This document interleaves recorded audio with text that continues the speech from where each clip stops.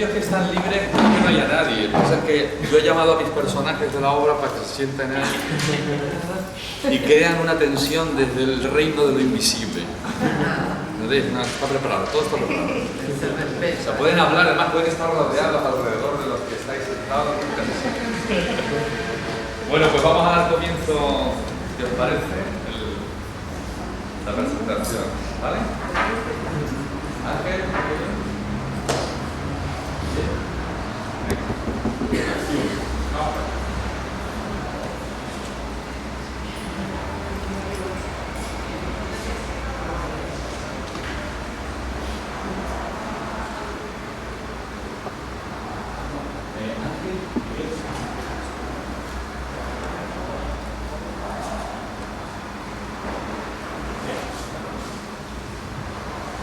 Hola, hola. ¿Se me oye bien? ¿Qué tal? ¿Todo bien? Bueno, la mayoría de ustedes ya me conocen. Mi nombre es Ángel Olivier, soy actor y amigo del autor de la obra que presentamos. Y antes de nada, lo primero que quiero es agradecerles su presencia en este acto de todo corazón, sabiendo lo entrañable que es para mí y para el autor que hoy estén todos ustedes aquí. Bien, queríamos empezar el acto proyectando el corto que realizamos como promoción, o avance promocional de la obra La Cartera. Pero antes lo consulté con el autor y llegué a la conclusión de que como homenaje a él quería leerles una cita extraída de una novela, Viaje al fin de la noche, de Luis Ferdinand Celi, que el propio autor Carlos J. Álvarez incluye como prólogo en su obra de teatro. Si me permiten, y si no cometo muchos errores de lectura,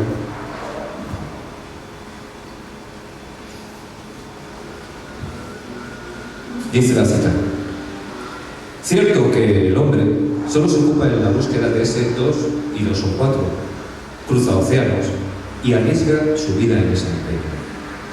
Pero les aseguro que teme encontrarlo, pues cuando dé con él, ya no tendrá nada que hacer. Y ahora, sin más preámbulos, quiero presentarles la entrada al vídeo que realizamos este verano como promoción de la obra La Carretera de Carlos J. Álvarez.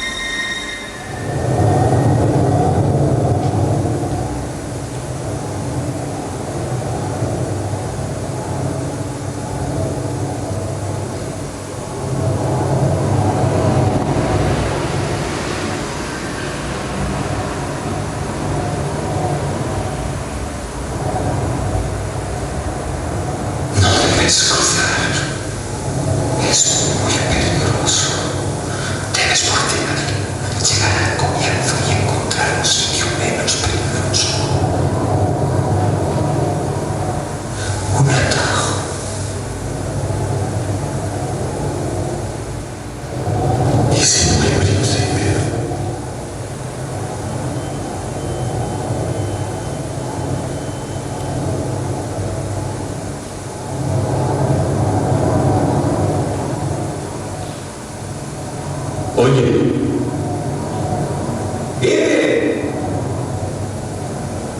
¿puedo preguntarte algo? ¡Claro! Ya no sabemos quiénes somos.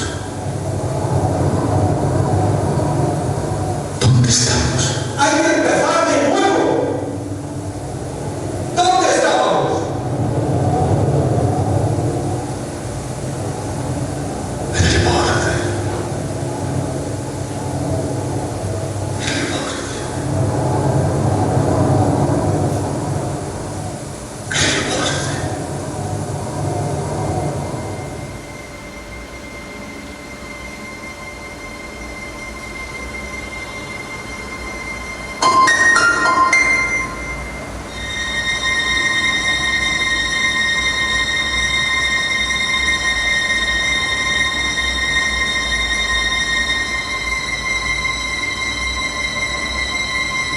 ¿Quién eres tú?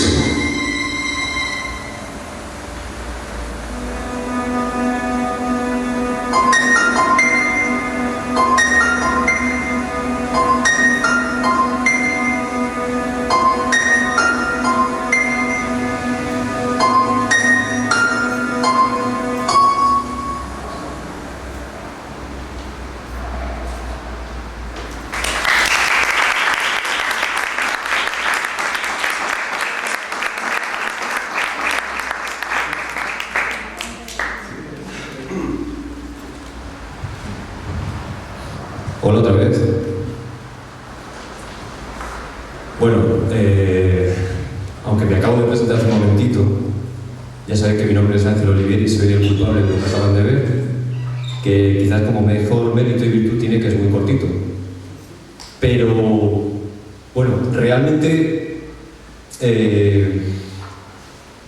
yo estoy aquí no para alabar las virtudes o no de este corto, sino para hablar de algo mucho más importante y que ha inspirado ese cortometraje, como es la obra, la primera obra de teatro publicada por mi gran amigo y artista Carlos J. Álvarez, cuya amistad tengo el honor de gozar desde hace más de 3 décadas, con lo cual puedo decir que soy una de las personas mejor indicadas para presentarle a él y presentar su obra.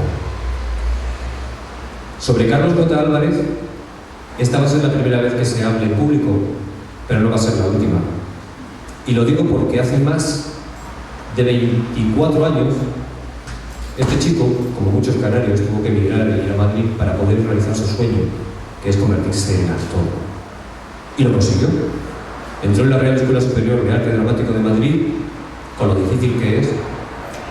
Cursó allí sus estudios, también de canto lírico, y desarrolló a partir de ese momento una intensa labor como actor, tanto de obras de texto, como en musicales, zarzuelas y recitales líricos. Quizás esa es su faceta menos conocida aquí, pero desde luego una de las más extraordinarias. Y permítanme que me salte un poquito el guión y pueda comentar, aunque él me va a matar, las 2 oportunidades que he tenido que verle en un musical en Madrid en escena.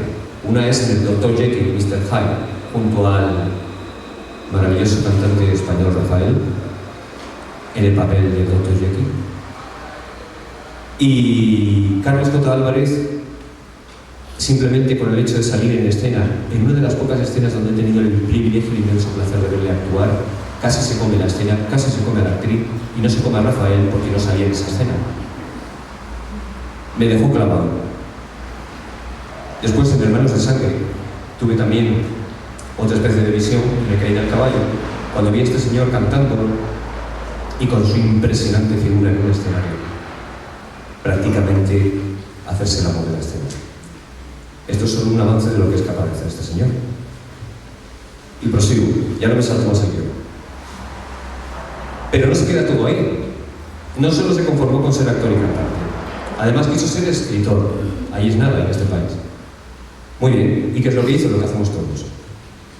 Carlos tuvo la suerte de conocer a un magnífico escritor llamado Rafael Flores, que tenía un taller y sigue teniéndolo, un taller literario que se llama Taller Literario Julio Cortázar. Pues bien, Carlos ingresa en este taller y después de todos los sufrimientos y sinsabores que tiene la labor de aprendiz de brujo, en este caso de escritor, consiguió desarrollar una extensísima obra literaria, inédita hasta ahora, pero en casi todos los géneros, porque ha tocado, yo creo que prácticamente todo. Solo le falta la poesía, pero seguramente algún día también sale. Solamente por comentar por encima las cosas que ha escrito Carlos. Ha abordado géneros, por ejemplo, como los microrelatos. Tiene un libro, Caprichos y Divertimentos, que es una verdadera joya, la que he leído los fragmentos. También ha escrito ensayos, titulado Instrucciones para amantes y esposos, muy recomendables, sobre todo en estos tiempos de tanto luctuosa noticia. Diario de un licántropo, pero esto sería así un ensayo, Diario de Aurústice y Aforismos, que también recomiendo muchísimo, un libro muy sabio, muy meditado. No se queda solamente ahí. Aparte de sus cuentos para casa y jardín, cuentos del quién hacia dónde, historias poco serias, también ha abordado la literatura comprometida. Ha escrito un par de obras como son Fábulas contra el nuevo orden mundial, muy en boga actualmente, por desgracia. Y también, y esto sí que se lo recomiendo cuando se publique porque tuve el placer de leerlo, la obra titulada Primera y última conferencia del último superviviente de la ciudad de los hombres buenos, que es una parábola absoluta sobre el bien y el mal y todo lo que ello conlleva en el ser humano. Y bien, lo que nos ha traído de aquí es su obra como dramaturgo, y podemos decir que, si bien la cartera de su primera obra publicada, también tiene en preparación otra obra que yo sí he tenido el privilegio de leer y que es magnífica también, que se titula El Escorial y la Termita, todo un símbolo. mezclados y también muy actuales. Pero claro, como Carlos no para, no sé dónde sacas tiempo. Además, se dedica al periodismo.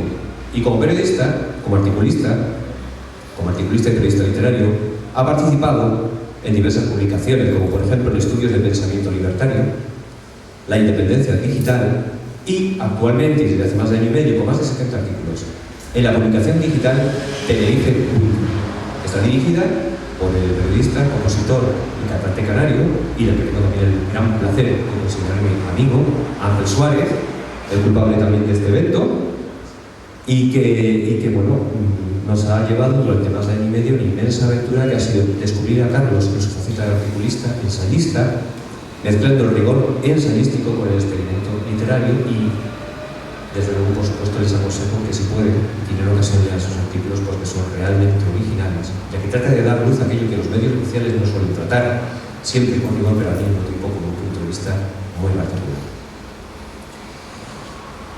Bueno, esto sería en resumen la figura de Carlos y su obra. También les podría tratar de explicar por qué estoy aquí, aparte por ser amigo suyo, claro. Realmente, cuando leí la obra La carretera, lo primero que me llamó la atención fue: no la ha escrito él. Y no la ha escrito él porque cuando llevas mucho tiempo conociendo a una persona y un día te dice, lee esto porque creo que puede ser interesante, tú dices, bueno, bien, vale, está bien. Leo la obra e inmediatamente me surgen en la cabeza las imágenes de Esperando a Godot de Samuel Beckett y le digo, ¿tú has escrito esto? Y se ríe. Él todavía no se explica cómo lo escribió. Yo creo que hizo un pacto con el diablo y se consagró. Pero es que la obra es realmente muy buena. A mí la impresión que me dio enseguida es no solo que era un texto de teatro fabuloso, que merece los mejores escenarios y los más grandes directores escénicos, no lo digo yo por ser su amigo, es que lo es. Ya lo verán si tienen la oportunidad de leerlo. Sino que además enseguida pensé en el guión cinematográfico. Porque la obra tiene tantas dimensiones que no solamente abarca la escena, es que además, si la sacamos de la caja italiana, se puede convertir en una película inmensa de estas que dices, bueno, ¿de dónde han sacado este guión? ¿Esta historia? ¿Qué es? ¿Qué cuentan? Como cine independiente, pero cine además de muy buenísima calidad. Lo único que hice fue coger estos dos personajes absolutamente locos, histriónicos, Ilamo y Higgin, sacarlos del escenario y tratar de introducirlos en un paisaje que tratara de explicar todo lo que tiene de inhabitación, de existencia sin vida, de aislamiento y de soledad, y de ese, digamos, enfrentamiento al último reto, al reto último que ya nos explicará Carlos, que es de lo que trata esta obra. Y de ahí surgió la idea de hacer este cortometraje, esta promoción, como un avance promocional del libro, pero además también sabiendo que estábamos haciendo historia, porque yo creo que es la primera vez que se hace la promoción de una obra de teatro, y por ejemplo, si me equivoco, a través de un tráiler, como si fuera un largometraje, donde el dramaturgo además interpreta a uno de los personajes. Pues creo que eso, ya por eso solamente vale la pena. Y bueno, no me voy a alargar más porque me parece que la obra es mía, no en absoluto. Y lo que quisiera ahora mismo es, por favor, si son tan amables, recibir por un aplauso a Carlos J. Álvarez, mi gran amigo y escritor, y autor de esta obra.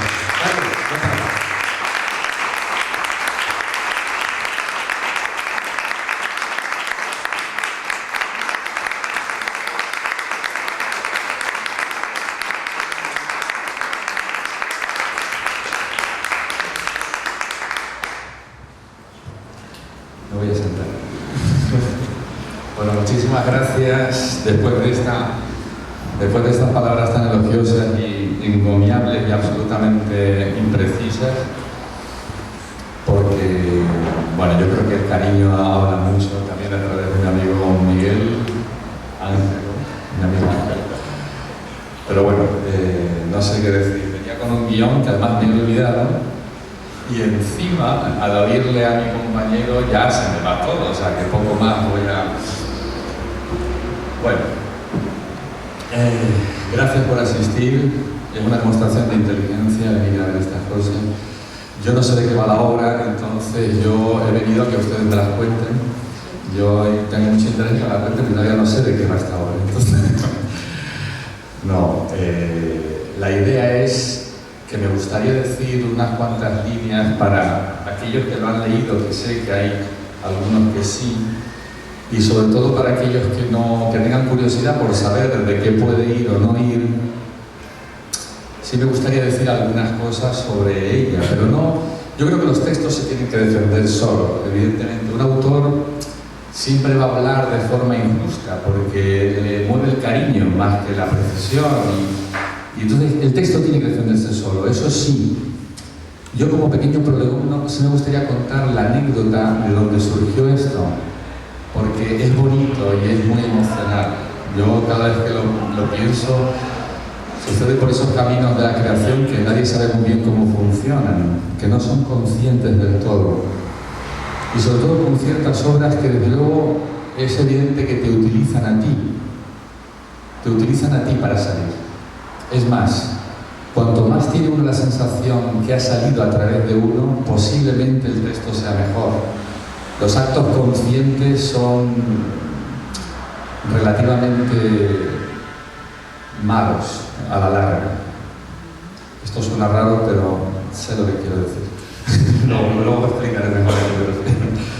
Bueno, antes de pasar a la lectura de un par de trozos que tenemos del libro, que creo que pueden hacer una idea de qué va, sí me gustaría contar la anécdota de dónde vino esta idea de esta obra tan extraña, porque yo les advierto que es una obra extraña. Lo bueno es que no he dejado indiferente a nadie. O sea, no, aunque sea solo por la intriga de lo que sucede en el ángel, siempre ha producido un interés, y eso ya es mucho más de lo que un autor puede esperar. Lo mejor que le puede pasar a un autor es desaparecer como autor y que forme parte la obra, ojalá, forme parte del imaginario o del inconsciente colectivo, ¿no? Que forme parte pues sería maravilloso, ¿no? Cuando se dice esto es cervantino, es quevediano, es borgiano, pues se la pasará eso y es mucho girar. Yo por ahora con salir del INED me conformo. Entonces, resulta que os cuento la anécdota, si tenéis interés, si no, no os la cuento. ¿Tenéis interés?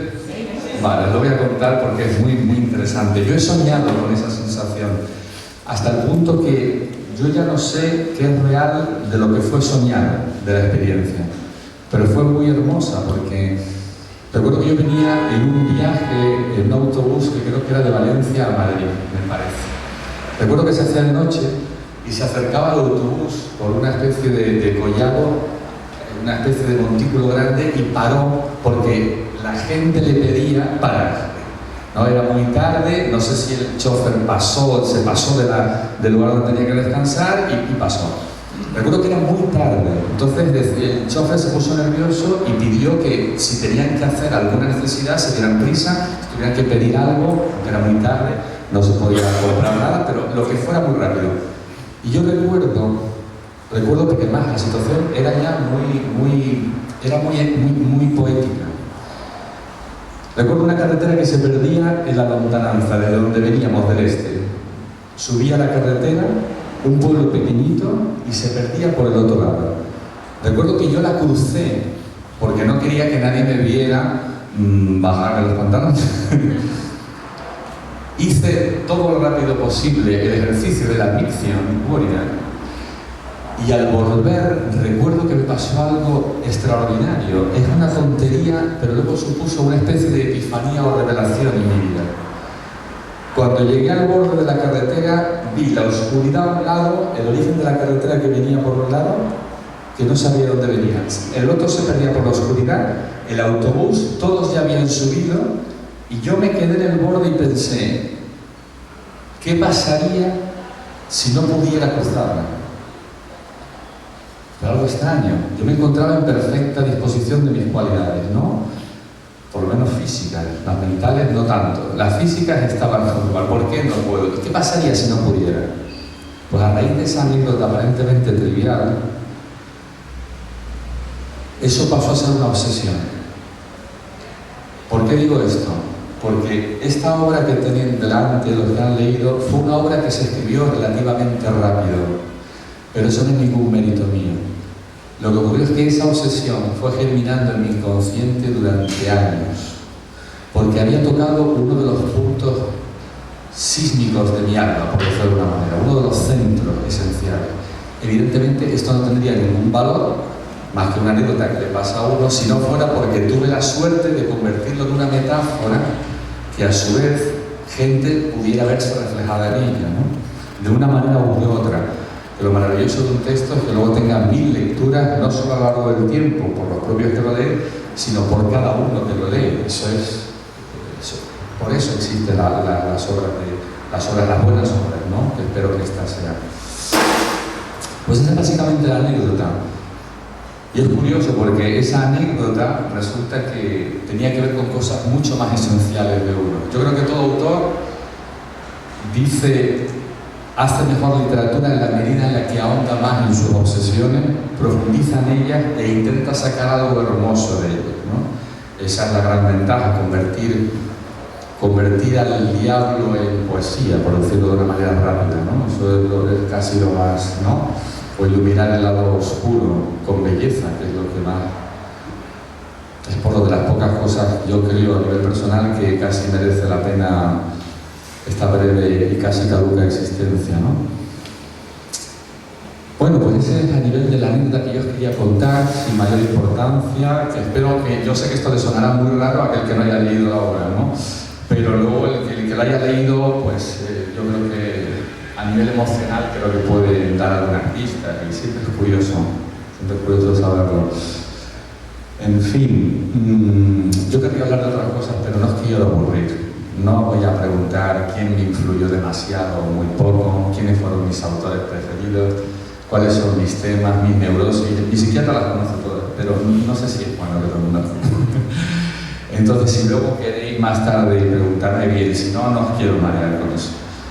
Entonces, yo creo que si al señor Ángelo y a don Ángel le apetece y les parece bien, yo creo que vamos muy bien de tiempo, ¿no? Me parece a mí. Sí, también de tiempo que me salté una parte de la introducción. Ah, es verdad. Porque a propósito de lo que acabas de contar como generadora de la obra, no solamente son nuestras palabras las que la califican. De hecho, en el prólogo de la misma, Ernesto Caballero, el actual director del Centro Dramático Nacional, le dedicó unas palabras elogiosas y yo creo que muy justas y muy merecidas. Brevemente se las comento. Dice Ernesto Caballero: hay obras de teatro que, como los buenos vinos, dejan un persistente sabor tras su lectura. Este es el caso de La carretera, de Carlos J. Álvarez. La carretera bebe de las mejores fuentes del teatro simbolista centroeuropeo, aunque también podríamos hallar algún nexo con el injustamente olvidado teatro filosófico de Unamuno. Y en cuanto a referencias más cercanas, además del aludido Beckett, podemos emparentarla con voces recientes como la de Stoppard o Hanke. En definitiva, nos hallamos con una obra insólita en nuestro panorama teatral. Con lo cual yo creo que hay un poco más que decir. Muchas gracias, Ángel. Yo creo que podemos pasar ahora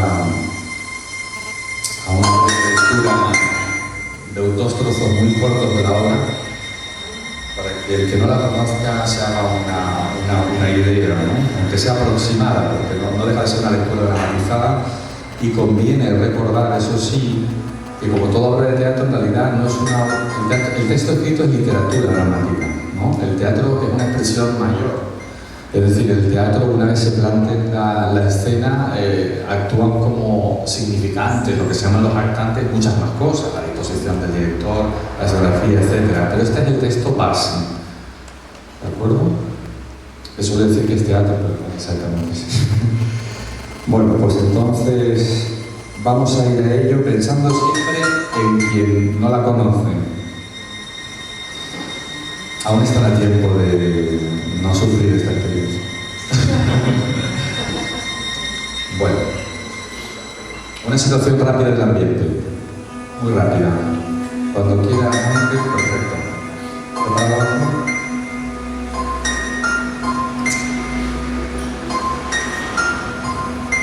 Una carretera atraviesa oblicuamente el escenario, de izquierda a derecha, abriéndose en ángulo de unos 45 grados y dividiendo el escenario en dos triángulos.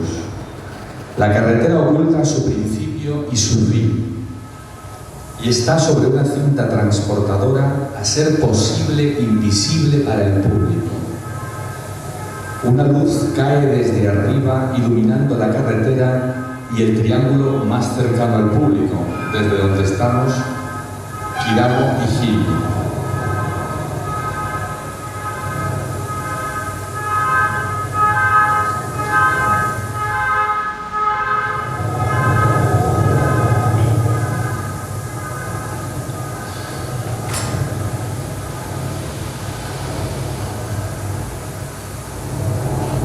¿Sabes? Dime. Me asusta que cada vez que te hable me contestes. ¿Por qué? Siempre necesitaremos el uno del otro. ¿Me has oído? ¿A dónde has ido? Escucha, ¿sigues ahí? Yo solo quería ofenderte, dañarte. Si te vas no podré darte lo peor de mí, aquello que más odio. No quiero quedarme con el rencor para siempre, déjame ser tu verdugo. Por favor, te lo ruego. No quiero vivir con el dolor de no haberte destruido completamente a alguien. Hoy me dijiste, ayer te mataré. Y mañana me dirás, ayer te destruí. Eso es lo que pasará. Así que ahora te rollo y concéntrate en lo importante. ¿De acuerdo? ¿Has oído eso? Sí, venía de allí. ¿Hay alguien? No, vine de alguna parte de aquí. Escucha. Quieres confundirme. Solo puede haber algo al otro lado de la carretera. Llevamos aquí el tiempo suficiente para saber que a este lado no hay nada. A lo mejor lo que buscamos siempre ha estado aquí, solo que aún no lo hemos visto. Baja la voz. Podrías molestarnos. A no ser que estés fingiendo que aquí hay alguien más que tú o yo. No digas tonterías. ¿Qué ganaría yo con mentirte? Que me quedase quieto. Creo que esas voces son un truco de la carretera para asustarnos. No quiere que la crucemos. Espera. No sigamos por qué. ¿Qué quieres decir? Esto que nos pasa es algo que no ha pasado todavía. ¿Cómo lo sabes? Desde hace un rato el tiempo y el sentido de las cosas parece alterado. Sí. Hasta nos hemos dirigido el uno al otro y lo hemos visto como algo normal. Llevamos tanto aquí que hasta el tiempo ha olvidado ponernos donde nos corresponde. Es la prueba de que la carretera es infinita. Y ha estado desde siempre. Peor aún. Claro. Si llevamos tanto como para alterar el tiempo y el sentido correcto de las cosas, es porque estamos muertos. De lo contrario, no habríamos durado tanto.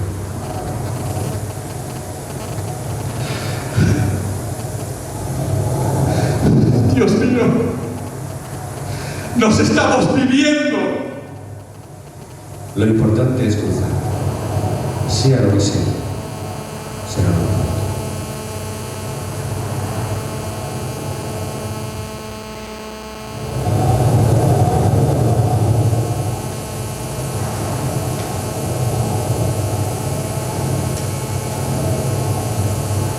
El mismo escenario. Kiramo y Higi están tumbados en el suelo, boca arriba, paralelos el uno al otro y perpendiculares a la carretera. No se miran.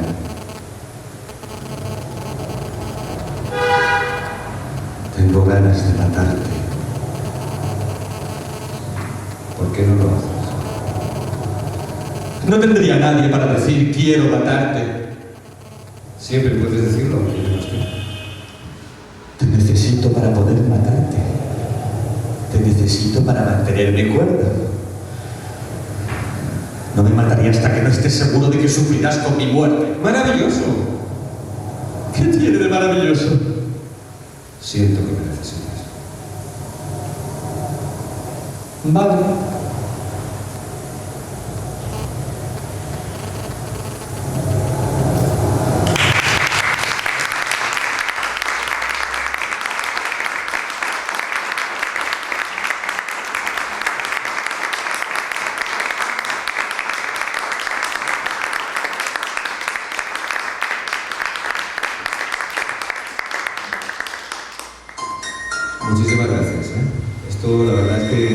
salido mejor de lo que esperábamos, pero bueno, tampoco esperábamos tanto aplauso.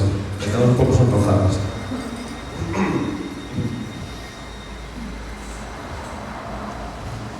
Bueno, sonrojados y perdidos. Bueno, lo que en teoría venía ahora era, bueno, después de todo este rollo que hemos soltado de la obra, hemos visto el vídeo y demás, llega el momento, ya que tenemos la oportunidad de tener al actor, protagonista, dramaturgo, vamos, el culpable de todo esto aquí al lado, pues intentar hacer algunas preguntas sobre este texto, sobre todo lo que hemos leído, hemos tenido esa suerte y que nos hemos quedado pues un poquito con la miel en los labios de saber un poco más sobre ello. Y así de parte, aprovechando que estamos aquí, abrir un poquito caminos, romper el hielo y permitir que ustedes también, si les ha surgido alguna cuestión, alguna pregunta sobre el texto, pues puedan también hacer esas preguntas, ¿no? Entonces, para romper ese hielo, como decía, y aprovechando que está aquí Carlos, yo quería preguntarle algo fundamental que me surgió incluso desde la primera lectura, porque no lo entendía bien, y es complicado, sobre todo cuando estamos hablando de literatura en castellano. Y la pregunta, Carlos, va para ti, y te la lanzo directamente. Lo que no entiendo es que en una obra de teatro española, los protagonistas tengan esos nombres, es decir, no se llama Luis, Pepe, Juan ni Lola, ¿no? O sea, se llaman Kidamo y Giri, y yo lo que quiero que nos expliques a todos de dónde provienen esos nombres. Bueno, pues esa es una buena pregunta, yo no lo sé. No, el problema es, claro, no es una obra de corte realista, de forma que te permite una mayor gama a la hora de jugar con los nombres. De todas maneras, tienen una finalidad etimológica muy concreta. Kidamo viene de una locución latina que es quidam, que se refiere a un sujeto o ente indeterminado, un sujeto que puede ser cualquiera. Yo lo que hice fue ponerle una O y lo convertí en quidam, básicamente. Y luego, hi, aparte de que como palabra es distinta, una es quidamo, redondea más, la otra queda que parece como más simplona, porque en realidad en el fondo estos dos son dos tarados, es decir, no es mayor, son dos partículas elementales, como dirían en la física, ¿no? Entonces, Higgy sí tiene una explicación un poco más compleja y tiene que ver con algo que ocurre hoy actualmente en el nombre de Higgy. Es decir, en el año 1964, un físico teórico que se llamaba Peter Ware Higgs postuló una teoría, lo que se llamó el campo de fuerzas de Higgs. Yo no voy a meter ningún rollo, la obra no va de esto, yo esto solamente lo digo porque es un guiño que yo le hice a él. ¿Y por qué digo que tiene que ver mucho con la actualidad? Tiene que ver porque en el acelerador de partículas de Ginebra están buscando lo que se le llama la partícula o el ladrillo de Dios, ¿no? Lo que llaman aquello con lo que construyó Dios la materia. Y le llaman el bosón de Higgs. ¿Por qué le llaman así? Porque Higgs postuló una idea que tiene totalmente que ver con esta obra. Es decir, postuló un campo en el cual no existía el vacío, sino que por existir ese campo, por rozamiento con ese campo, se construía la realidad. De la misma manera que Kidamo y Higgy se construyen por rozamiento y no son más que dos partículas elementales en esta sopa cuántica y sin sentido que es un poco la modernidad, ¿no? Esto es un guiño que yo le hice a este autor porque tiene que ver, esto lo descubrí yo después, esto es lo maravilloso de este tema. Yo le puse ese nombre consciente haciéndole un homenaje a ese pensador. Sin embargo, lo interesante es que yo releo la obra y descubro cosas que yo no puse conscientemente y que están. Esa es la magia de la creación, ¿no? De las cosas más felices que le puede pasar a un aficionado a la creación, ¿no? Como soy yo. Entonces viene de ahí, básicamente, ¿no? Y tiene que ver un poco con todo, pues, con la física cuántica, con la sensación de que somos en el nivel subatómico, las partículas están deslocalizadas, como estamos actualmente, ¿no? Se rompe el espacio y el tiempo porque no tenemos dirección, porque cualquier dirección nos vale. No es una sociedad de héroes con un destino grande, no es el siglo de oro, no es la Odisea de Homero. Somos entes con el espíritu aplastado, ¿no? y confuso, como podría estar perfectamente todas las partículas elementales en lo que llaman la sopa primitiva o la sopa cuántica.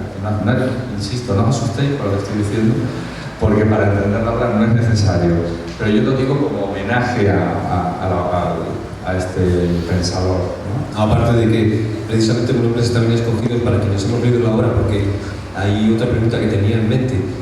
Hay más personajes, no solamente están Kidamo y Higi, son 9 personajes y 2 fundamentales, uno es el gramático y otro es el ingeniero.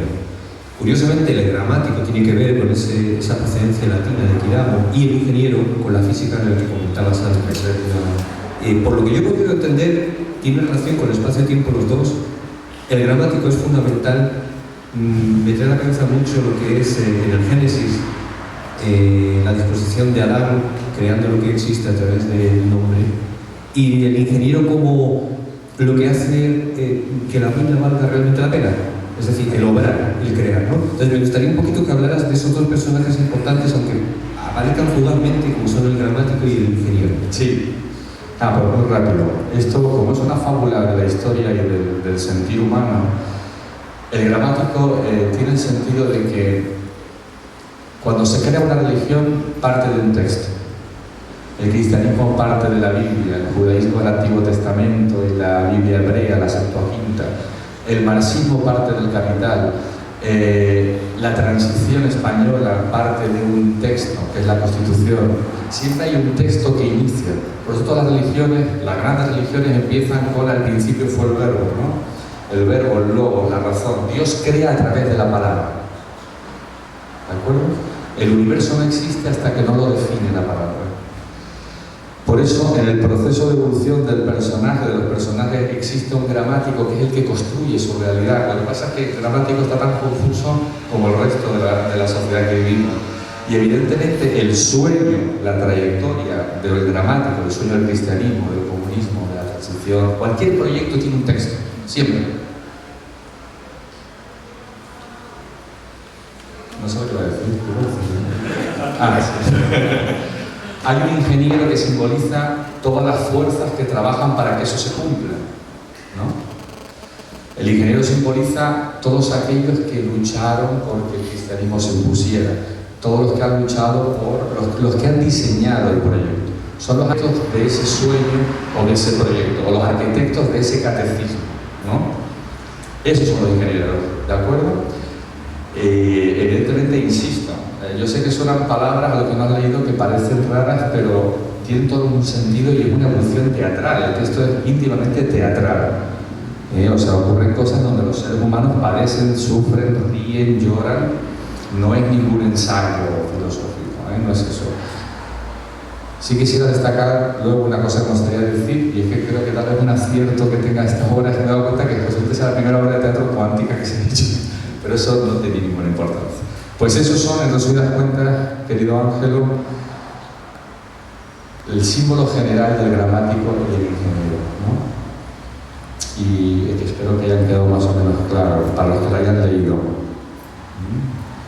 Sí, bueno, también hay un texto, es que hay un texto para atravesar el instante, es decir, yo me cuento por la mañana lo que voy a hacer.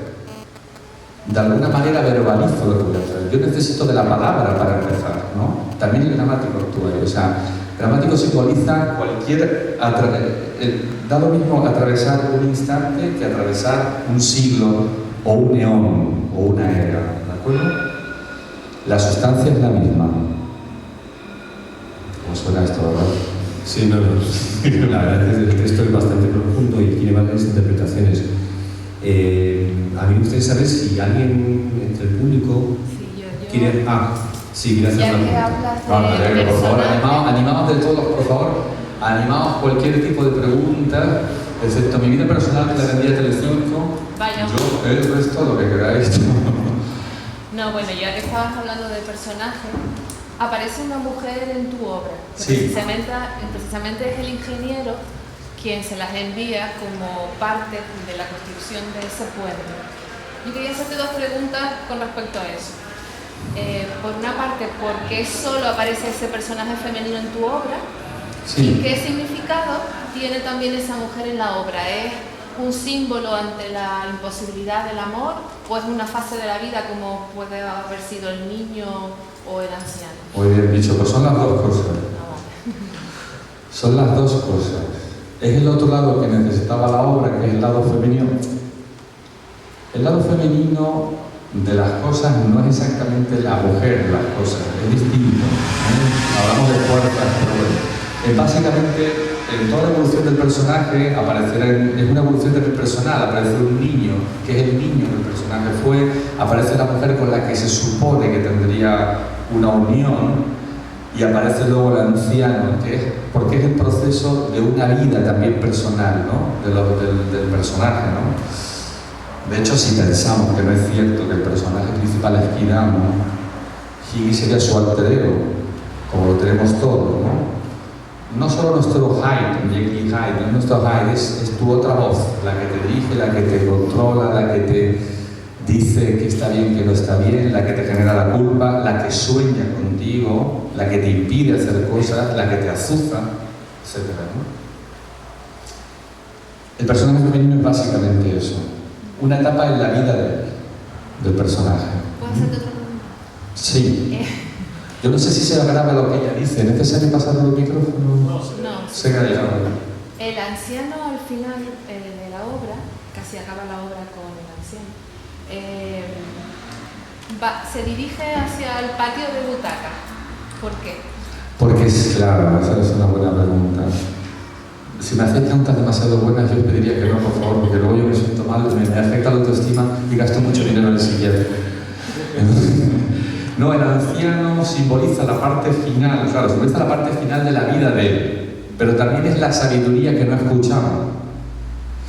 Por eso se dirige a esa especie de...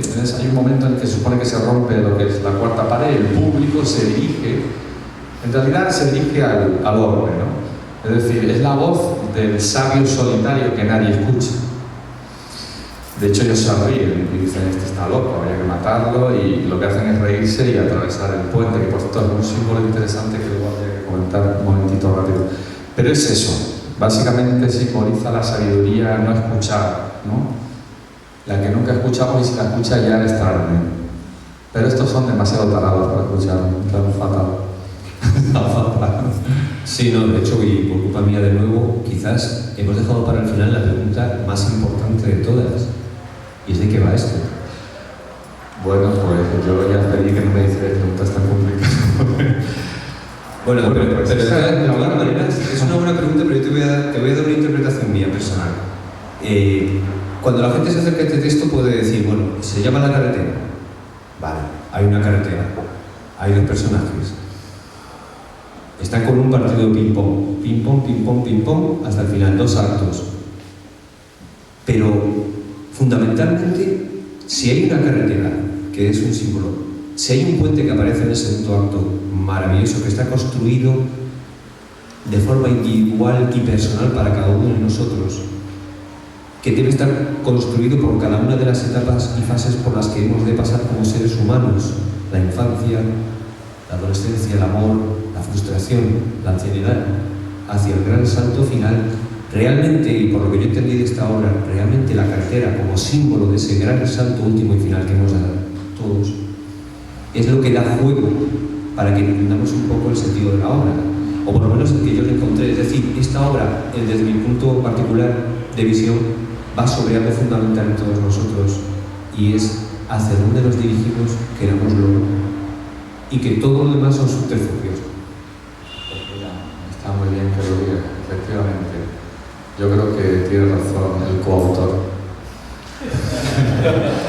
Tiene razón, efectivamente. Claro, cuanto más vacío es la esencia que sentamos, cuanto la soledad sea mayor, más tenemos que rellenarlo con cualquier cosa para poderla superar.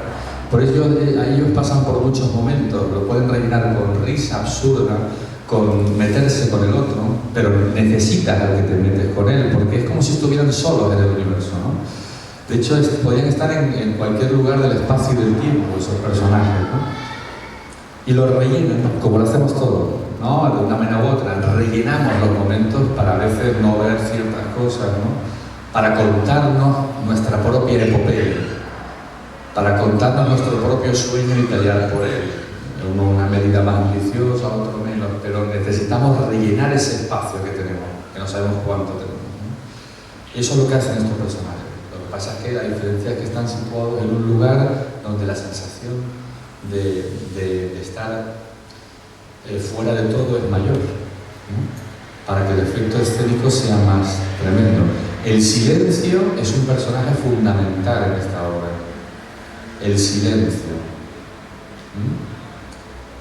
Es una obra difícil de realizar, que como yo digo, hay que amarla mucho para hacerla bien. Ahora, yo creo que si se hace muy bien, yo creo que se pueden ocurrir cosas muy potentes ahí, independientemente de la formación o de la historia de cada uno, porque creo que toca cosas que nos afectan a todos. Pero depende mucho del director y de los actores, pero sobre todo el director. ¿Tú también lo ves como realizador, ¿no? Sí, no, es fundamental tener una visión clara y desde luego la forma de interpretar y la forma de la puesta en escena tiene que ser absolutamente originales. Lo que yo no sé si alguien más quiere hacer alguna pregunta. Sí. Sí, por favor, yo preguntad todo lo que queráis. Ahora todos a la vez. Este es el momento más potente para mí, más me relaja. Vale. Cualquier tipo de preguntas y preguntas las que sepan, o sea, ¿no? Preguntamos primero aquí en el primer término y luego damos paso a la siguiente pregunta. Vale, no hace falta seguro el micrófono, ¿verdad? No pasa nada. Vale, sí, pues coge el otro. Sí, puedes acercarte. Es que así lo aprovecho más tranquilamente. Bueno, primero, nada más que voy a hacer una pregunta, la alargo un poquito, sí, me des permiso. Primero, enhorabuena por la obra, la verdad que me ha parecido impresionante y mira que tú me conoces, Carlos, lo que me gusta el teatro. Sí. Primero, enhorabuena por el DVD, porque siendo un teatro de ideas ya era complejo, primero resumirlo y sobre todo sintetizar esas ideas. Y a mí, el DVD, la primera vez que lo vi, me impresionó, sinceramente. En cuanto a la obra... Es la realización del señor aquí, sí, y del señor Ángel Fidel. Sí, total. En cuanto a la obra en sí, enhorabuena, desde luego. La primera vez que escuché la obra, o sea, que tuve idea y supe que era un teatro de ideas, es decir, no un teatro con personajes como tales, sino que a través de los personajes engloba o quiere transmitir símbolos mucho más complejos que cada uno lo podrá interpretar según su estado de conciencia o lo que valore o incluso el estado en el que esté. Ya me pareció meterse en un laberinto complejo. Mi conclusión es una obra tremendamente equilibrada, sinceramente, y muy interesante, pero, hay que poner un pero, como dijo una persona cercana a mí, hay que tener predisposición a leerla. Para mí la obra está a una altura muy alta y una vez que tienes las ganas o la concentración o llegas a pasarla, te sorprende y ahí va mi pregunta, me sorprende muchísimo porque la obra me parece, y eso me gustaría que ver tu concepto, según yo lo estaba leyendo, me sorprendía mucho que esta obra en concreto, dependiendo de tu estado de conciencia, tus valores, tus emociones, tus edades, porque estoy seguro que esta misma obra, las cosas que te quedes dentro de 5 años o 10, vas a dar una evolución tremenda. Y lo que me sorprende es que cada concepto que engloba las ideas ahí, cada persona lo va a modificar y lo va a llevar a su propio terreno de conciencia, a su campo de conciencia, y englobarlo de una manera posiblemente muy diferente. Claro. Y pongo un ejemplo, y por eso me gustaría que a lo mejor lo matizaras y disculpen por volar. Por ejemplo, la carretera. Bueno, quitando el gramático, el ingeniero, niño, anciano, la mujer como energía femenina, los dos personajes en sí. Pero, por ejemplo, la carretera. Yo hubo un momento, por ejemplo, que veía en mí o en otros que lo pueden identificar, por ejemplo, con la muerte, con la mente, con las parálisis que todos tenemos a nuestros propios miedos, el por qué no nos atrevemos a dar ese paso. Todo eso vale, todo eso vale. Todo eso vale, ¿verdad? Claro, no hay ninguna lectura fija de nada. O sea, de hecho, los textos yo creo que pueden ser más interesantes los que están abiertos a muchas lecturas. O sea, no se trata de que yo hice un enigma a lo Agatha Christie y a ver si alguien lo desvela, porque luego si una vez se desvela deja de tener el interés. ¿Me explico? Eso no es interesante. Lo interesante es, porque no voy a hablar de eso, que parece que estoy hablando con ellos, pero si tú lees el Quijote cada cierto tiempo o el Hamlet, verás siempre nuevas cosas, siempre te producirán nuevas cosas. El texto que no lo produce son los textos más pobres. De hecho, hay que autoeliminarse. El autor tiene que eliminarse lo más posible. ¿Me explico? En el sentido de que tiene que pasar cuanto más pase, cuanto más ahonde en las profundidades de lo que nos es común a todos. O sea, Nietzsche decía que un artista debe ser objetivo. ¿Qué quería decir con eso? Que no se trataba de que él contara su propio onanismo intelectual, o sea, decir, es que a mí me siento enamorado y ahora mi niña no hace eso. No. Los grandes artistas son los que cogen del pozo común, ¿no? Y son capaces de sacar una metáfora de ahí que sirva a todo, donde se pueda reconocer, emocionar o vibrar un soldado fenicio o un del siglo V a.C. como la señora que está allí en la esquina vendiendo hamburguesas. ¿Me explico? Porque coge del pozo común, del alma colectiva, de lo que nos es común a todos como especie, para que nos haga vibrar. Si no, evidentemente sería algo muy pasajero, muy episódico. Pero todas las imágenes que has dicho de la cartera son exactamente esas, y muchas más, evidentemente. Pero efectivamente yo trabajé un poco pensando en eso también. Sí, muchas gracias. Bueno, y solo no, simplemente que sí me gustaría que aclarara. La actitud, espera, una cosa de la actitud que quería decir, lo de la obra, espera que existe cierta actitud. Es cierto, pero es una obra,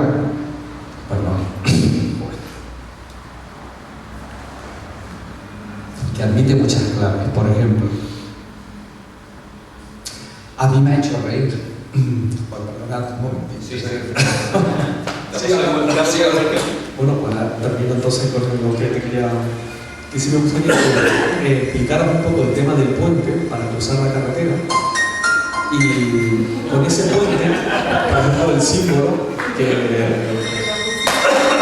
A ver si lo creo que esta reacción no se... Ahora mismo creo que el autor se encuentra indispuesto, pero les aseguramos que dentro de un momento estará de nuevo con nosotros. Esto es teatro. Pero a mí me pasó igual, ¿eh?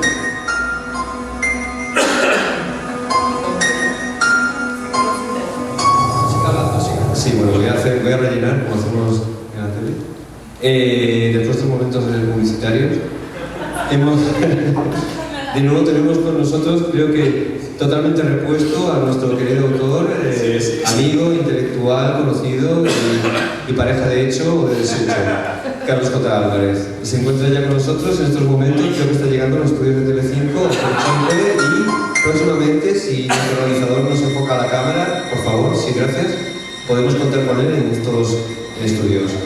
Creo que sí, está llegando. En estos momentos podemos inmediatamente hablar con él, pero creo que sí, creo que los servicios médicos están intentando aliviar el tema.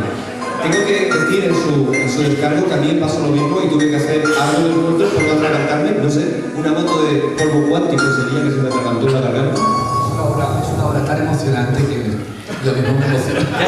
Ya tenemos a Carlos. Ya. Sigue un poco, sí. Sí, hablando de... Yo te respondo, yo soy su alter ego. ¿Me estabas hablando de...? Que simplemente que explicaran el final, hacia el final, va explicando lo del puente, ¿vale? Sí. Que es lo que representa o el intento, o no intento, porque siempre es ambiguo, de cruzarlo.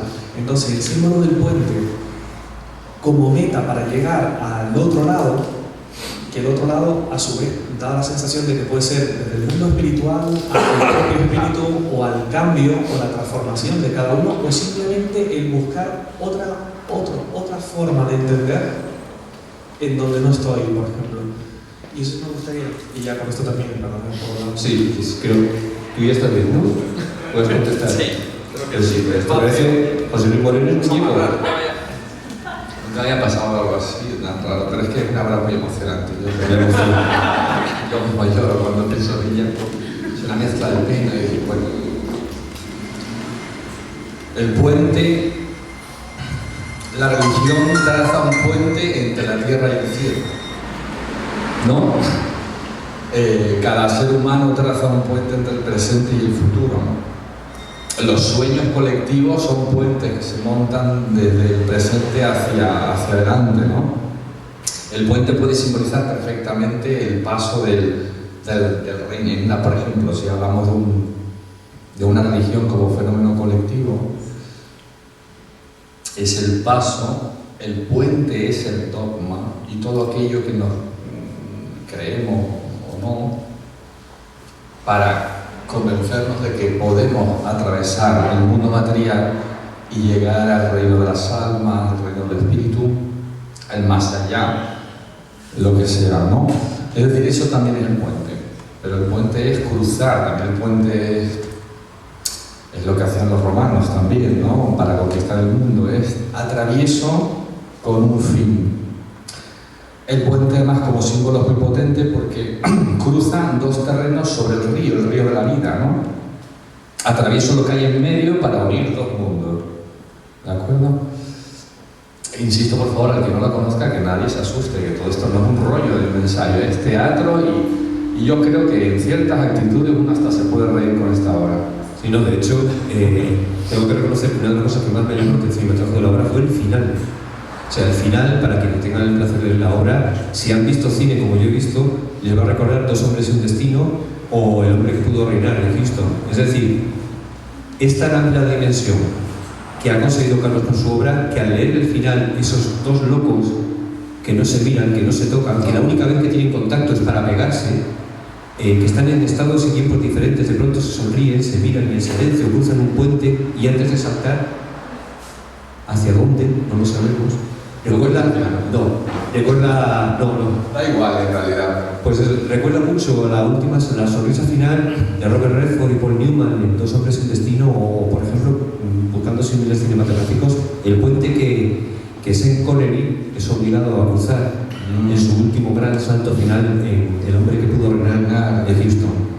Entonces, por eso todas estas referencias no solo teatrales, porque la obra es puramente teatral, sino además cinematográficas, son las que a mí me llevaron a enamorarme de la obra, porque es tremendamente visual, se puede perfectamente entender, llega emocionalmente, a pesar de que es un juego intelectual muy elevado, pero aún así que te lleva, te atrapa, te conduce a ese final que yo creo que es de los mejores finales, quitando el portazo de Goebbels, ¿no? De aquella famosa obra de teatro que yo ni me acuerdo ahora, quizás va a ser como uno de los referentes teatrales de nuestro teatro contemporáneo. Es decir, es un final que no te esperas, no te lo esperas, no lo anticipas, pero es que además es un final redondo, como solamente puede acabar. No es un desenlace, es un cierre, pero deja todo abierto. Gracias, Ángel. Muchas gracias. Sí, 15% de comisión, Lo sé. Creo que nos quedaba una pregunta. Sí, no más, no, la sí. sí. Lo que pasa es que creo que les voy a acercar el micrófono, porque si no, no se va a oír nada, si es que llega. ¿Se oye? Yo quería comentarte, no he leído tu obra y me gustaría explicar lo que yo estoy viendo desde aquí, ¿no? Me parece muy, me parece vuestro vídeo impactante, muy visual, es bello, los personajes son tremendos y me ha llevado entre lo que habéis dicho y la imagen o las imágenes que he visto. A mí esto me lleva a pensar que esta obra que os he escrito, que no he leído, sería la expectación, la confrontación conmigo mismo que yo tendría al encontrarme ante pues un extranjero, un extraño, un distinto, y lo que yo me cuestiono es que la carretera me da la sensación que sería la marcha, la vida, el lateado acá, el joven mayor que y bueno, y esto. Muy interesante esa vez, maravilloso, te doy las gracias porque es otra visión nueva que va a producir, creo que se la lee. Sí, no, la revista que me he leído y conozco, y me ha recordado mucho lo que has dicho. Hay un pintor que es de aquí, aunque él vive en Francia, se llama Manolo Llanes, que un día estando en su casa, vive en el sur de Francia, y un día estando en su casa tenía un cuadro en el baño, y al salir al mundo, que es el cuadro me evoca la representación, y dijo, qué curioso, no es algo que yo he pensado, sin embargo. Claro. Es que eso es lo maravilloso, claro, que cada uno vea cosas distintas. Es que además debe de ser así. Porque cuanto más personal y cuanto más centrado esté en algo que yo diga, es menos interesante para el colectivo. O sea, de lo que se trata es de poder haber tenido la suerte de que esa obra me utilizara a mí para salir. Una cosa sí me gustaría dejar claro para la gente que no se asuste, porque yo insisto en eso. Hay un tratamiento dramático e intelectual que sí, que puede evocar, que puede ser fuerte en muchos momentos, pero cuidadín, todos los personajes de aquí son seres humanos que padecen, sufren, se ríen, se alegran, lloran, todos. De hecho, algo que debe de saber quien lo quiera dirigir, que yo estaré atento y lo vigilaré de cerca y lo amenazaré, como lo hago, es que incluso puede llegar a estar sobrehumanizado. ¿Qué quiero decir? Las emociones son mucho más rápidas. Al estar en un espacio-tiempo roto, no son exactamente sucesivos. De pronto que él puede contestarme directamente a algo, pero hay escenas de la obra, sobre todo cuando aparece el conductor, que de pronto puede dejar al espectador por la respuesta que ha podido pasar en ese lapso tan corto de tiempo, puede pasar 5 días. Lo que ocurre es que los espacios-tiempos están rotos, ¿me explico? Y eso puede producir un nuevo tipo de emoción distinta, posiblemente, ¿no? Pues estamos acostumbrados al teatro realista, donde todo es muy sucesivo, inmediato. O sea, la intensidad de la pelota que yo te lanzo es la que me devuelve, pero esto no. De hecho, en la obra, en casi ningún momento se miran ellos dos. De forma que deja al espectador constantemente en la duda de ¿están en espacios distintos? ¿O acaso es que no se hablan o no se quieren hablar, no se quieren?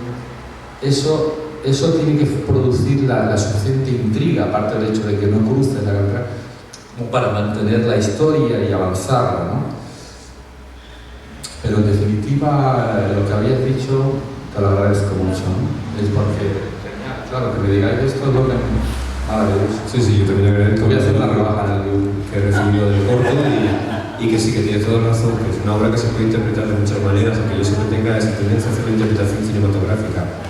Pero sí, evidentemente la obra tiene eso, tiene mucho más. Y sí es una obra que, una vez que te introduces en el juego de los dos personajes, no cuesta nada seguirla. Es más, estás intrigado por seguirla, por ver qué es lo que sucede y qué sucede en ese final. Pueden de hecho llorar y reírse inmediatamente, en cambios radicales, o sea, rompen con a lo mejor lo que la gente de teatro conoce, a lo mejor con el teatro más realista en la tradición más de Stanislavski, etc. Es una reacción pero real, o sea, no fingen hacerlo, es real, por eso si se representa bien es muy turbador para el espectador, ¿no? Porque de hecho pueden responder, le preguntan de alguien y el otro no responde, no lo conozco, pero a lo mejor le vuelve a preguntar 2 segundos después y llora diciéndole yo le amé tanto y no me hizo, ¿sabes? Es una sensación que si la hace bien el director tiene que dejar al espectador pegado a la silla, o sea, pero pegado. Pero hay que hacerlo muy bien. Son otras claves distintas a lo que estamos acostumbrados a hacer, ¿no? Sí. Bueno, yo tampoco he visto la obra y yo por lo que habéis comentado y por lo que se ha visto, me sugería un planteamiento escenográfico como en un futuro, o sea, como si los personajes estuvieran en un futuro y estuvieran hablando, o sea, me sugiere una escenografía toda luminosa, metálica y esas personas hablando con una luz así temporal, ¿no? Sí, puede ser perfectamente. De hecho, mi padre decía que parecíamos todos extraterrestres, que habíamos caído en algo parecido, ¿no? Sí. Es sorprendente cuando ves las posibilidades que pone la gente. Eso es lo mejor que te puede pasar. Los demás quieran aportar, ¿no? Pero sí, es una opción, evidentemente, claro que sí. Sí, por favor, lanzadme preguntas, unas cuantas más en las que queráis. Sí. Como ya se ha explicado bien, o sea, la profundidad de la obra, no quería destacar un aspecto que no es menor, y porque a mí me llamó la atención, y es que una persona que ha sido elegido por los llamados los 14 sabios, como se dice ahora, ¿no? como director general del Centro Dramático Nacional, por considerarle el mejor, que esa persona, simplemente por leer la obra, sin haberte tratado cuando lo normal suele ser amiguismos y grandes intereses, haga las alabanzas que hace, yo nunca lo había visto. Y eso sí que me llamó la atención. Sí, hombre, la anécdota curiosa de eso, claro, la anécdota curiosa es que el que me hizo el prólogo no me conoce. Y es un prólogo muy elogioso, además, y es alguien que, curiosamente, es alguien que yo respeto mucho, le he seguido toda mi carrera, le acaban de elegir del Centro Dramático Nacional, el director, Ernesto Caballero, y va a ser muy bonito el día que yo me encuentre con él, porque nos hemos mandado mail, pero él no me conoce a mí, y sin embargo me escribió gratuitamente un prólogo fantástico, ¿no? Todo a través de cartas y de todo esto, ¿no?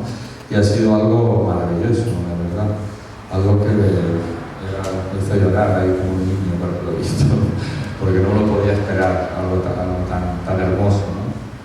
Posiblemente los mejores libros sea el prólogo y y esto, señora, que ¿le usted cansado? No, una pregunta fantástica. Por favor, venga, usted. Una pregunta. Si sirva de precedente, Luis ha hecho esta tarde una buena pregunta, que usted no ha contestado. ¿Cuál? Es que no la ha contestado, por eso ni se acuerda. ¿Cuál? Le ha preguntado, si dos actores famosos tuvieran que hacer esta obra, ¿quiénes serían? Tienes razón, es verdad, cierto. Es que estamos hablando, claro, estamos hablando de que venimos de la radio, de estar hablando del señor... Arévalo, Martínez Borges. Hombre, yo tengo un compañero amigo mío que escribe para actores en concreto, le va muy bien, gana mucho dinero y yo me alegro mucho por él porque dialoga muy bien y yo me alegro. Lo que pasa es que yo nunca imagino a nada... Claro, yo soy el antipragmático y así me va. Perdí el pelo, pues. Y el problema es que nunca imagino de las cosas que he visto en teatro a ningún actor haciéndolo. Me puede pasar por la cabeza algo, pero nunca es a priori pensar en un actor. De hecho, yo creo que para atreverse con esta obra no creo que vaya a ser nadie conocido que se atreva, porque es demasiado arriesgado y ahí entra el concepto de estrella y ahí se confunde todo y es complicado. Ya te digo, tiene que ser un director, yo creo, ¿verdad, Ángelio, que se enamore, ¿verdad? Es que si no es imposible, esto como encargo no funcionaría. Sí, ¿no? Y los actores, un trabajo muy fuerte de quien sea. Mi compañero me insiste en que lo hagamos nosotros. Por supuesto. Que lo haga él. Yo le digo a él que él es demasiado guapo para hacer un personaje así. No se caracteriza, además. Sí, tiene un cortizo. Pero, claro, el problema es, como son en el fondo dos antihéroes, o sea, esto no es la Odisea de Homero, no es Aquiles, ni mucho menos, son dos carabines, dos seres que sobreviven por decía una cosa muy bonita, Ernesto Caballero decía, intentan salvarse contándose las cosas, ¿no? Salvarse del vacío que sienten, ¿no? Hablar, ¿no? Llenándolo con emociones, con palabras, etc. Pero bueno, el caso es que de todas maneras, si el señor Ángelo me sigue insistiendo, tendré que acabar cogiendo su propuesta, insisto, y acabaremos haciendo algo, espero... En teatro yo les puedo dar lo que te dé la gana, pero en cine ya sabes que me tienen los derechos del guión, esto es un peliculón que no veas. No, realmente, si son actores famosos conocidos, yo creo que estamos hablando en clave de cine. En clave de teatro tenemos más libertad, sí, autor y director. En clave de cine, pero si es cine español, evidentemente él y yo. Y si es cine extranjero, Brad Pitt, ¿no? Russell, sí, alguno con más peludo. Robert Redford, no, están parados ahí. Robert De Niro, Eddie Murphy. Sí, es verdad, no hay ningún negro en la obra. No, lo que pasa es que sí pasó, no, pero hay una cosa que es muy interesante que pasó, estas cosas que pasan sin querer.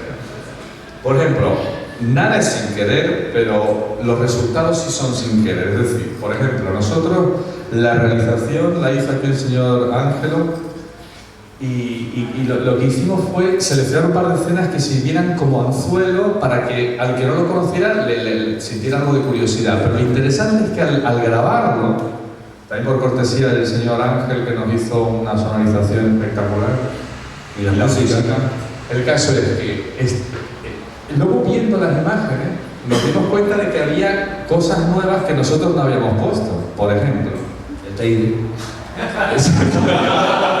Bueno, todo el mundo en la península decía, bueno, esto es sitio de haber ido fuera de España, haber ido fuera de España, pero no, hombre, no, está aquí.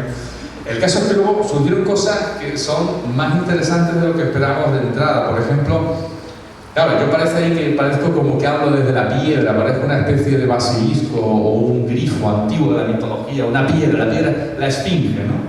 De hecho, en el siguiente plano, en el que él aparece al fondo, que no sé si lo podría poner... Pero está la carretera. Exacto, donde el primer término yo... Exacto, parece el momento en la tradición teatral en el que la esfinge de Tebas se presenta a Edipo, que sería el héroe, y le pregunta sobre el enigma, que si lo resuelve podrá pasar a Tebas, etcétera, y salvarse de un proceso, ¿no? De hecho, parece entre el paisaje. Yo que tengo la piedra que me sale de la cabeza, y luego él desde el fondo, como gritando, pidiendo, que parece que pide ayuda, auxilio, nos salieron cosas que luego nos dimos cuenta que eran curiosas. Es curioso porque es lo que pasa cuando se pasa de un lenguaje a otro, de un discurso a otro, del teatral al cinematográfico. Es decir, yo siempre tengo una deformación profesional hacia lo visual. La obra es muy profunda y es una obra tremendamente dramática, pero claro, yo tengo una deformación profesional hacia los exteriores, estoy influido por el cine y el western. Yo tuve la gran suerte de llevar la seguridad de Furia de Titanes hace 2 años, entonces conocí los parajes que yo quería utilizar, porque vi inmediatamente que eran 2 seres absolutamente perdidos en una hostilidad absoluta. Subimos arriba, fue un rodaje muy accidentado porque íbamos jugando contra el sol y la batería que se nos acababa. Con lo cual fue acabar la última toma y se acabó la batería. Sí, fue una suerte increíble. Pero en el story, cuando lo dibujas o lo diseñas, no tienes el fondo, solo tienes una pequeña apreciación porque no subimos arriba a sacar fotos. Fue todo aquí y ahora, aquí te pillo, aquí te mato. Y así salió, ¿no? De pronto nos vemos con el fondo, con el Teide, con Minas San José, con todo ese maravilloso paisaje. Y claro, yo compuse el plano de prisa y corriendo. Pero sabía lo que quería, porque estaba en la obra. Porque había 2 dimensionalidades, tiempos distintos, 2 personajes que nunca se miran. Y todo eso venía dimensionado y ayudado, favorecido por ese inmenso paisaje desolado, que te lo facilita. Entonces, claro, si unimos ya la dimensión de la obra, el texto en sí, lo que pasa entre estos 2 locos, más ese paisaje que te engulle, que te deja anonadado y que tiene tanto simbolismo, al componer el plano salió así. Y salió así y casi sin querer, pero intentando compensar espacios, vacíos, líneas, las líneas de fuga, de tal manera que quien no conoce este paisaje tampoco necesita saber dónde está realizado. Eso sí, promocionamos la isla, por supuesto, desde aquí, pero no era la intención, era simplemente que pensé que era el mejor lugar y de hecho nos dio la mejor composición para los planos que podíamos elegir para esto. Y yo creo que el mérito que tiene precisamente es coger ese texto, haber escogido las escenas y haber subido rápidamente a componer planos como se hacía pues, en tiempos del cine mudo. Es decir, que si no había guión ninguno, se improvisaba, se ponía la cámara, vamos a hacer un gag y nos tiramos lo que sea, ¿no?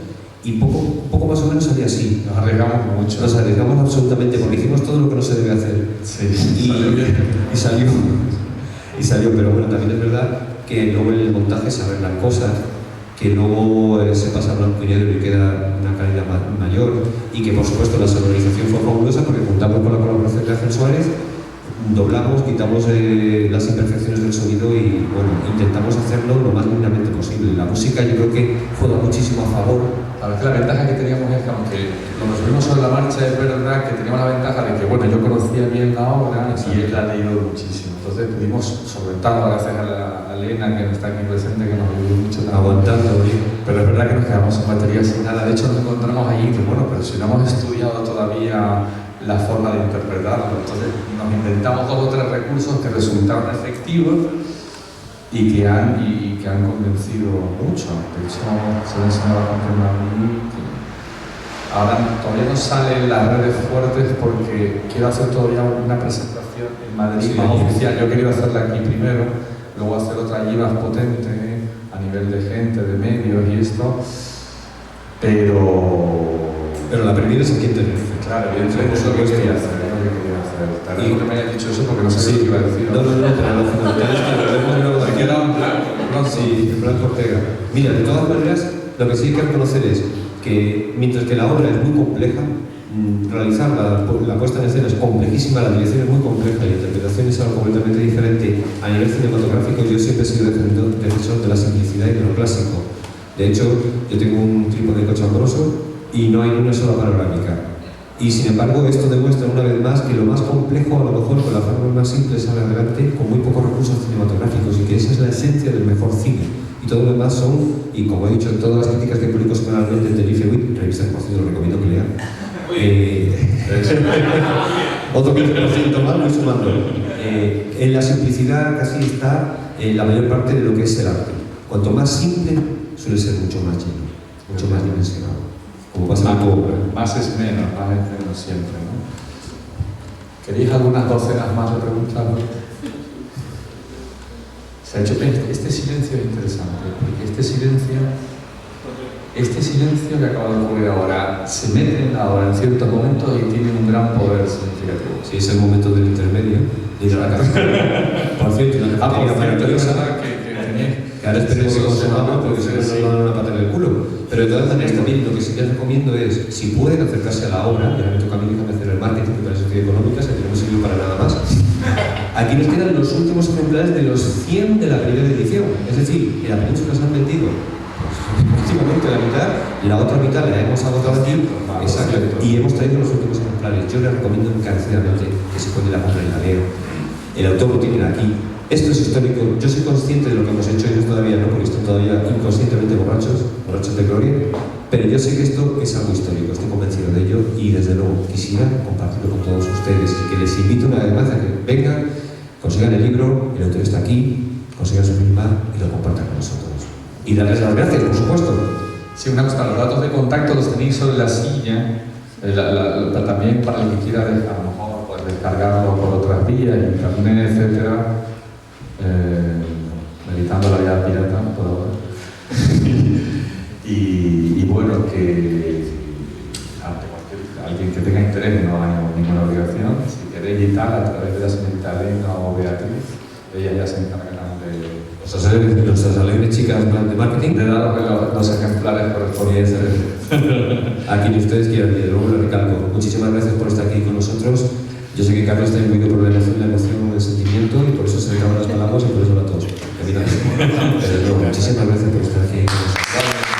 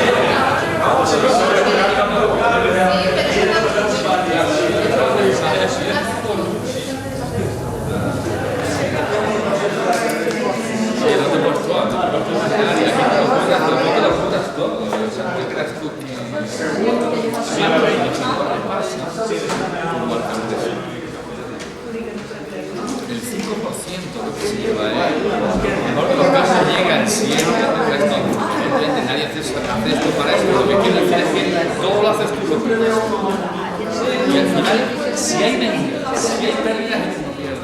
Sí, ventaja, yo sí, o sea, y es todo el proceso que está en medio, o sea, todos los distribuidores. No, claro, claro.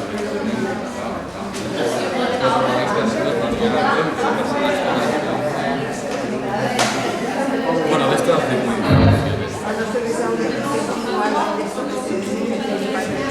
Ahora es que es otra finalidad, es otra cosa.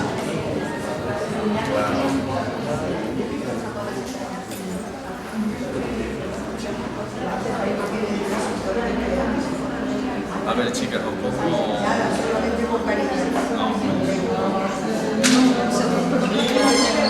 Luchi, concipiar Diana de un arpegio. No, de un organista. Vale, ¿quiénes soy? Claro, pero no sé.